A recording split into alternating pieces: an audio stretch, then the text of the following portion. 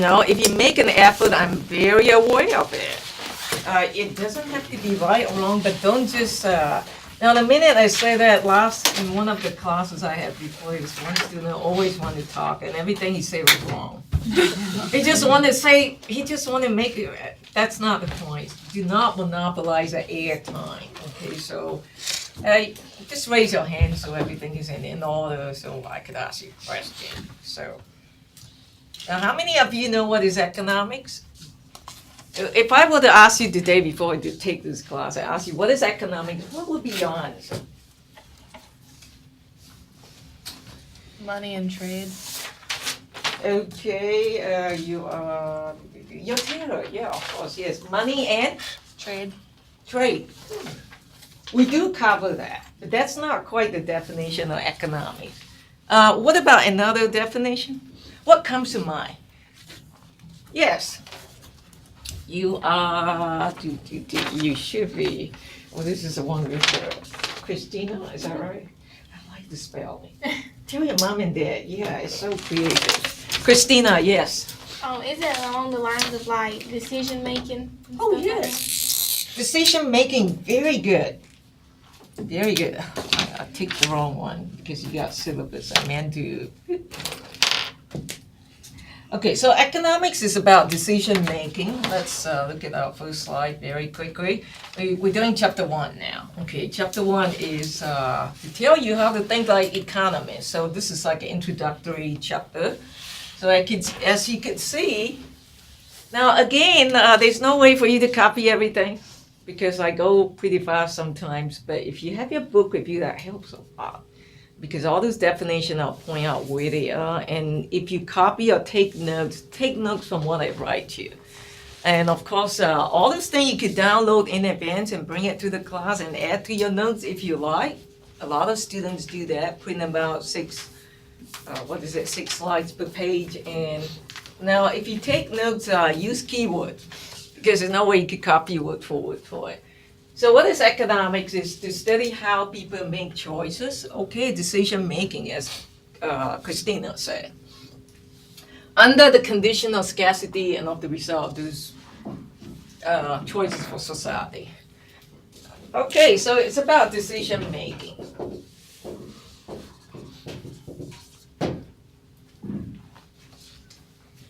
So there are many people who make decisions. Who are the decision makers? So what we call decision-making units. Who are they? Did you make a choice today for coming to this class? I think so. You signed up for it, you paid for it. You could decide not to come by giving excuses. Oh, I have a headache, it's real bad. Or you might say, it's so hard to find parking space. Forget it. Oh, it's too cold. You didn't show up. First day of class, and then what's going to happen? We drop you right away because the rule now is you have to attend the first class. So, now, you and I are decision makers. So we say consumers are decision making units. You are the consumers for education. You pay your tuition, you come to class today, so you are eating. You're chewing up education right now. You're consuming it. You're the consumer for education. Who am I? The opposite of consumer is? Starts with P? Producer. Producer. Thank you. Very good. I'm the producer of education. I supply knowledge, education, I hope so, and give you knowledge and teach you something and you're learning something. What about Obama? Is he still around? Yeah. What do we call Obama? I know he is a male. What else do we call him? President. I know president, but what do we use Obama as a representation of a? Starts with G. Government group? Very good. Yes. Who say that? Raise your hand. Okay, Mr. Patel. Very good. Government. Very good. So these are the 3 decision-making units. How do they make their choices? Do you think they have all the money in the world? Do you and I have all the money in the world? Yeah, you say no. We're not Donald Trump. He's running for president. He's a big guy out there. We're not. Yeah, fat chance that you and I would be running like, hey, don't say too fast.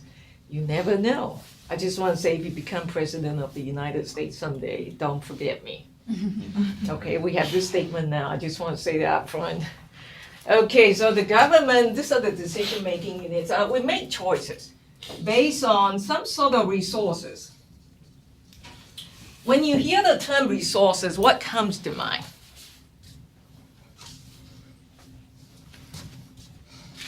Yes, what comes to mind? Resources. What are resources to you? Do you have resources? How much time do you have a day? 24 hours. 24 hours. You got 24 hours, I got 24 hours, you got 24 hours, right? You're not having less because the time goes on. We go by Pacific time, Eastern time, or excuse me, yeah, that's far away. Excuse me, Eastern time, USA. Right. So you got 24 hours, I got 24 hours, so time is your resource. Have you ever heard people say, I don't have enough time? Right? What? What do you mean when people say I don't have enough time? Oh yeah, especially the day before the exam. I don't have enough time. I only have 24 hours. I wish there's 2 more days. I wish, we all say that. I wish there's 3 more days to study. Maybe give you 3 more days. You do something else, and then you consume your time until the last 2 hours you start cramming. That's not a good idea. So we have limited time. So when it comes to resources, it's all limited. For example, limited time. So then you have to make choices. You have to say, hey, that's 75 minutes. Do I want to go to class? Or do I want to go work out in the gym? Or do I want to sleep a little bit more? It's 11 o'clock, right? Yeah, possible. What other resources come to mind? What do you have? Look at yourself. What do you have that you could give? Energy. Huh? Energy. Energy, okay, good. Energy could translate into some sort of talents. Labor. Okay, labor, that's resource. Okay, good. How many of you have musical talents? Nah, you are afraid to raise your hand. How many of you play musical instrument? That's a better question. Nobody? How many of you are in a band? Okay, so do you play something? No, What do you play? I don't play anything. I was in marching band, but I didn't. Oh, the marching. Okay, you're the marching band. Okay. How many of you in a choir? Doesn't have to be university choir anyway. Yeah. No. How many of you play guitar? I'm trying to pick up guitar. I got one the other day. I haven't played yet, but I'm gonna try. Yeah, gotta have faith, and you can do it. Oh, yeah, we got many athletes here. Right here. What kind of talent do you have? Tell us. Basketball? Football? Track and field? Swimming? What are you looking at me like? I swim 30 laps. So what team are you in? I don't play an instrument. I used to play an instrument. No instrument. You are athlete, right? Because you raised your hand earlier. Oh, whoa. You're the one who raised your hand. You're the wrong guy. Okay. You so are you Mr. Hall? Bryson? Is that your name? Okay. What do you play? Basketball. Basketball. Okay. So yeah, you got some kind of talent. So come back to what Peter said earlier, energy. Now if your coach say, get out there in the court, right? Basketball court and train to how many hours do they make you train? A day or a week? A day? Okay, a week. Obviously it's not that bad. A week? I don't know. Okay, how about if the coach tell you today, or just any of the athletes, they go out there and you're gonna put in 6 hours today. I know, that's a lot, right? I think you would die at the end of 6 hours. You got limited resource, energy. Okay, after a certain point, you would say, oh, I give up, my muscles are aching, give me a break. Okay, so labor, very good. This is what Peter said earlier. What else? Yes. There's natural resources. Oh, I like that. And your name is, you are Dacia? Deja. Dacia. Okay, very good. Dacia. I'll remember that. What she say is very good. She say natural resources. What are examples of natural resources, please? Water, trees, Water, oil. tree, forest, oil. oil. Okay, very good. Very important. Natural gas. Do we have all the oil in the world? We wouldn't have the oil crisis in the 70s. We don't have to rely on the Middle East, right, for the oil because we have limited. So because of that, you have to allocate your resources according to limited, well, you have to allocate according to limited resources. That is true. In terms of time, labor, natural resources, and then a while ago, it's something else. Is that free for you, education? No. What does it take to come to UNCP? What do you have to do? Do you have to go to the bank? Some of you say yes. What did you do in the bank?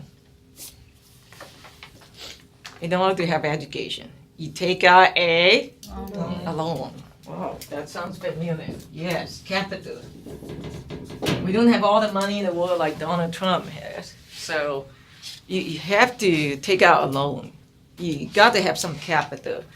So there it is, because of limited resources in terms of labor, in terms of there might be more capital and time and resources, natural resources. So you have to make choices. So there it is, because of this thing called scarcity.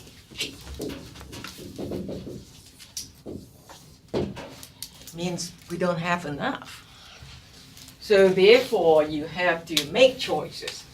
Now, when you make choices, right, so that tells you what is microeconomics. Microeconomics basically is a study of decision making, of various decision making units, and on how they allocate their resources according to some limitations of resources. Now, macroeconomics, which some of you have taken, your ECN 2030, it's different. So a while ago, Tara, you saved money in trading. That's more macroeconomics, because macroeconomics deal with the performance of the whole economy. What is China economy like now? What is India economy like as compared to the US, for example? So you would study things like unemployment, GDP, gross domestic products. You study things like inflation, and you study things like recession. So these are the big picture. These are the things that when you go, turn on your TV. I don't even have TV at home. So tired of it, all bad news, So now when you turn on your TV at home, you watch the financial news, all those things that you hear is mostly about macroeconomics, the financial world out there. Okay, so microeconomics is a little bit different. It's about you making choices. Do I come to school today or not? After this class, exactly at 12:15, when I walk out here, which way am I going to turn? You say, that's easy. There are only two ways, left or right. So 50-50. If you turn to the left, you go to my office. Well, I'm not inviting you there. I'm just saying that's the direction. If you turn right, you exit one door and then another door. You're out in the cafeteria and get your lunch at the cafeteria. So you're making a decision there. For example, so because of this problem, so economics is studying this problem, okay? So we have to make choices. When you make choices, to turn to the left or to the right, to go straight, or to go backward, to go up, or to go down. make choices, you have something called trade-off. When you talk about trade-off, we have something called opportunity cost. I'm a little bit ahead of myself, but very quickly, let's look at this example. Can you afford to pay $40,000 for this class? So this is outrageous, yeah. Personal tutor, personal professor teach you. Nobody has that kind of money. Nobody needs to spend that kind of money for one course in economics. Now, if you have a class of 300 students, we don't have 300 students here, but if you have other sections you combine together, it's possible we have 300. And so it might cost $200 per student. So we're making choices. What are some of the trade-offs that the university administrators, the deans and the chancellors, the provosts have to make about class size? So if you want a class size to be small, you have to pay more. If you want the class size to be big, you save some money, but then you lose the customization, you lose the personalization. Did you know I used to teach a class, a lecture in Singapore about 10 years ago. I had 1,000 students. Yes, in a big auditorium. And it was so full that they have to sit on the steps. It's supposed to be for like 800 students, but somehow I got 1,000. Yeah. How do you teach a class like that? You have to be a comedian, as well as a lecturer, and maybe you have to tell a lot of jokes, do break dance and stuff like that. Gosh. I'm glad those days are over, because this is so much better. So be glad what you have now. Okay. So you have to make choices based on economics, the scarcity principle, because we have boundless wants. Because you hear people say, I don't have enough time. I wish I had 48 hours a day. Wouldn't that be nice? Just for you. Yeah. I don't have all the money in the world like Donald Trump has. If I do, I won't have to go to college, some of you think. Because you think you can make it big out there without going to college. We cannot be satisfied with limited resources. The same thing with time and money and your energy as well. So Bryson, you won't be able to play 6 hours a day in sport, because maybe 2 hours, an hour and a half, because you got limited energy. Because of scarcity, we must make choices, so there's this thing called trade-off. And you heard this expression that no free lunch. What does it mean? So basically the same thing. If your friend asks you, Peter, would you go to lunch with me after the class? Peter, you might say yes. And he didn't ask, what does it take? It might be an hour and a half, and he's just boring you to death, telling you about his girlfriend's problem, but he's buying you free lunch. And then at the end of that 1.5 hours, you say, oh man, that was the most boring lunch I ever had, even though he paid for it, and the lunch was only like $7. But you could go out and fry hamburgers at McDonald's for much more for that 1.5 hours. So that's what it means.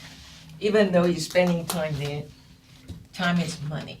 So it's not quite free.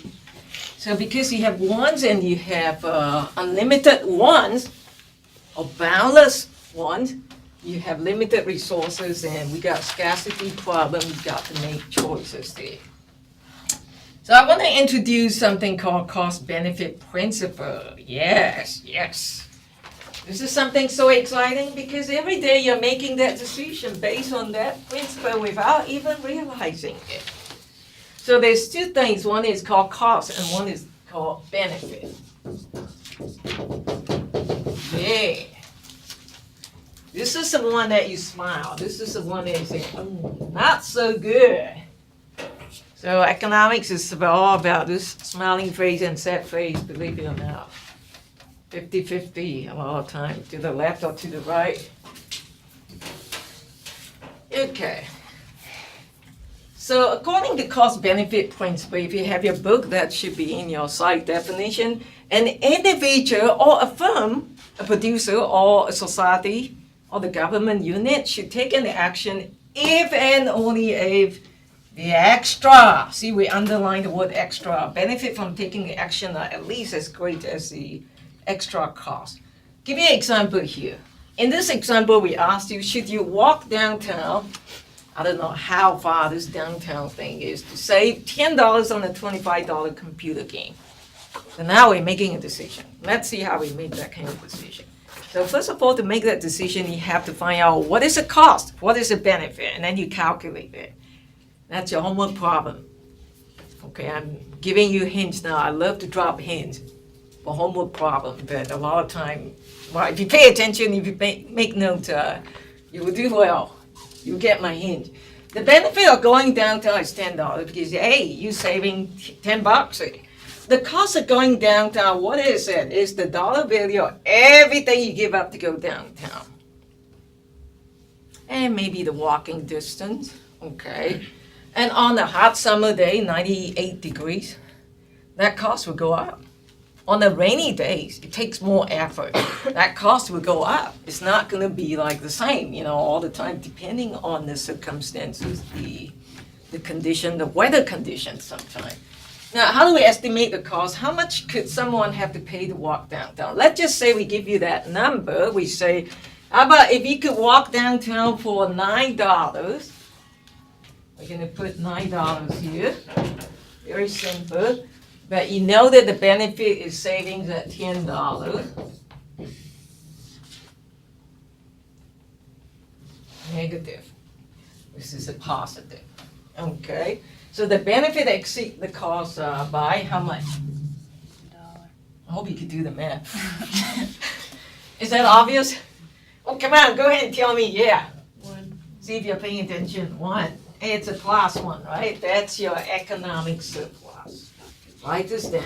This is important. For the rest of the semester, you're going to be good friend with this term, economic surplus. Okay, so here it is. The benefit of buying the game downtown, let's say is 10. If the cost of making the trip, let's say this is 12, what's going to happen now? You're going to have negative 2. So would you go downtown in this case? The answer is no. But in the previous case, when you get a positive value, you would go. This is don't go. Don't go downtown means you stay put at where you are and get your computer. Yeah, where should you buy the game? So in this case, if it is negative, you stay put, don't go downtown. But if it is positive, by all means, go downtown because your benefit is greater than your cost. Just like when you walk out the door, you say, a lot of time you make this decision. Say, I decide to go to cafeteria. By saying that, you're saying that your benefit of going there is higher than the cost of not going. So here's economic surplus, defining it now, very important term. The benefit of taking in or any action, note that we're using the term benefit of taking any action minus its cost. So this is an important one to write down if you want to know. A lot of time I give you the stars. Okay, the stars indicate important concept. The goal of economic decision makers, people like you and me or Obama, is to maximize their economic surplus. Got it? See, you got the lesson for the rest of the semester already. So this is your 5 stars. 5 stars as in Hilton Hotel, not Budget Inn. Means this is very important concept. Okay, so this is a Hilton concept. Maximize your economic surplus. What is a rational person? A rational person will be the way we just make our decision, came to our conclusion. If you're a rational person, if it is positive economic surplus, you would pursue the activity. Yes, go downtown. But if it is negative, some of you, Wyson, I think you said don't go. So that decision of not going indicates that you are a rational person. But if you get a negative number, you say, oh yeah, I'm just going to go downtown. I don't care what you say. Then we scratch our head. We say, you are irrational. Yes, because not logical. Basically, that's what it is. Okay, what is opportunity cost? Let me ask you this. This is very important. What is the opportunity cost of coming to this class today? Let's see. Irasima, is that your name? Irasima. Did I say it right? Okay. So what would you have done if you're not in class today? This class, particularly, 75 minutes. What would you have done? Everybody start thinking because I'll be calling on you. Probably just at home. I know, what do you do? Watching TV? Cooking something? Cooking. Okay. For her, the opportunity cost of coming to today's class is cooking. Okay, Jack Quaveries. What's yours? Eating. Eating for 75 minutes? That's a pretty long time, eating. Okay, cooking and eating same time. Yeah. Okay, very good.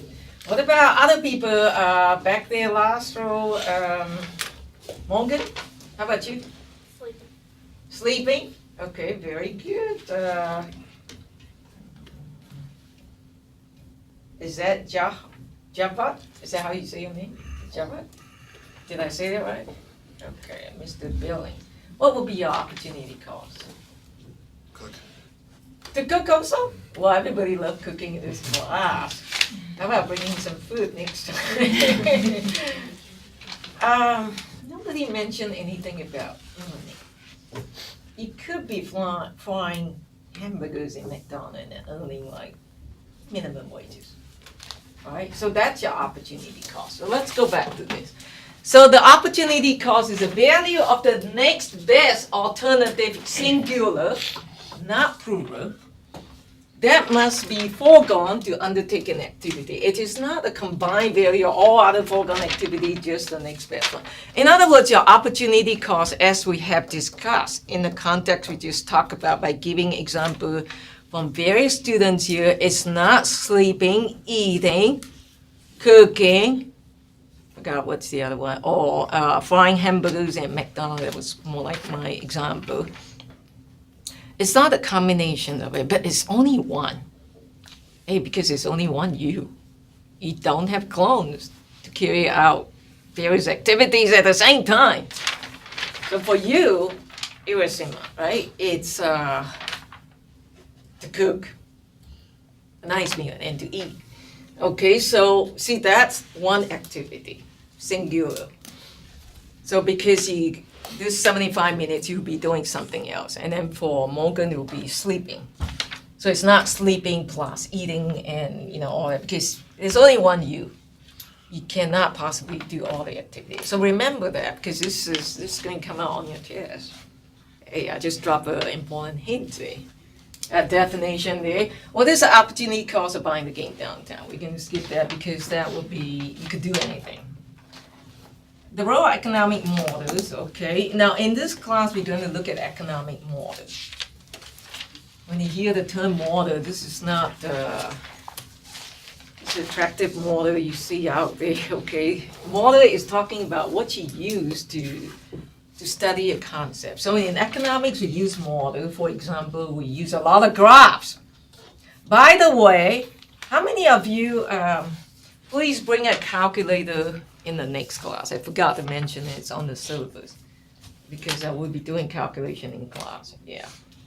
So you don't have to. Now, if you're a business student, you're going to take statistics. So if you want to invest in a financial calculator, that's fine. But other than that, all that we need is plus, minus, divisions, and multiplication. Very simple. Calculator you could get from Office Depot for $1, $2. That's all that we need. You could borrow one, and on the test day, if you have it, you get extra point. How about that? I love to throw out extra credit in class. Only if you work for it. Okay, I have a lot of incentive there. Other example, abstract model, computer model, climate change, a route map, GPS, all that, these are considered model. In economics, we use graph, we use, what else do we use? We use equation, math. Okay, there are 4 pitfalls. Pitfalls means shortcomings or disadvantages of some economic concept that some people have misunderstanding. So we want to clarify. Pitfall number one is a lot of time people measure the cost and benefit as a proportions. Proportion means percentage rather than absolute dollar amount. So we're going to look at example. If you have your calculator, you could whip it out and calculate with me. I'm allowing you to use cell phone just for today, for calculator if you like. Should you walk downtown to save $10 on 2020 laptop computer? A lot of time when we ask that question, students straight away calculate what is 10 out of that 2020 in terms of percentage. If you have your calculator and like I say, you're welcome to use cell phone just for today. You can take out your cell phone, tell me what's that answer. And then there are more. So there are 3 calculations we'll make. So, well, everybody's afraid to take out the cell phone at this point. Come on, I'm gonna ask you, yeah. So how do you calculate the percentage saved? You take $10 divided by 2020, multiply by 100. Tell me what's that answer. Use your calculator. Then we ask you which is more valuable, saving $100 on the 2000. This is case 1, case 2. On the 2000 plane ticket, you have to multiply by 100 because we're getting percentage, okay? So the next one is saving $90 out of 200. Okay, who has the first set of number? Raise your hand. Okay, tell me your name, please. Alexandria. Okay, do you go by Alex? That's fine. Okay, sure? Okay, Alex, what's your number? For the first one, Yes? 0.59. Very good. 0.59? You sure? Not 0.49? Did everybody get that number? At 0.49. 0.49. 49. I don't know. Okay. Is that right? Roughly. Okay, what about second set of number? Who has it, the answer? Raise your hand. Okay, how about Elias? Who is Elias? Okay, do you have it? I got 5. Okay, very good. 5%. How about Caitlin? Do you have it? Miss Smith, yeah. Yeah, I You have got the last 5 one? for the second. No, I haven't done that one yet. Okay, who has the last one? It's 4.5. 4 point. Did you multiply by 100? You have to multiply by 100. That's 45. 45. Sorry? 40. 45, yeah. You could kind of like take a look, without actually doing it in your head, because, see, 10% of 2,000 is 200. So 100 is half of 200, so yeah, that's 5%. Look at this, 90, if you push it a little bit to 100, that would be almost 50%, right? So that's how you could tell. So now we got this number. So what's the point of calculating the percentage? Let me just ask you this. So what you save is $100 and $90, and then we calculate the percentage. And when you look at it, you say, oh yeah, here you're saving a lot, 45%. Here you're only saving 5%. So yeah, the other ticket to Chicago's, it's more worth it. But if I come up to you now, walking up to you, your chiffon, right? Is that your name? Okay, I'm gonna use it as an experiment. Watch my hand. So I got $100 here on my right hand. I got $90 here on my left hand. I'm gonna cross it and ask her to choose. Which one would you choose? Point. You're staring at me. Let's do it again. This is $100. This is $90. I'm crossing my arm and I ask you to choose I which choose one. that I one. choose this one because It has the most. it is $100. Okay, very good decision. So here you're saving $100. Here you're saving 90. That's what matters. So the correct decision should be the absolute value. So yeah, you could calculate that percentage or how much you save, but people don't really care. At the end of the day, what they care is exactly how much did you save. Is it 1,000 or is it 100? 1,000 is better than 100, so you take 1,000. So in other words, we should go for the absolute value instead of going for the instead of going for the percentage. Okay, there are more pitfalls coming, but it's about time, so I'm gonna end the class here. So don't forget, is that, what's beside your name here?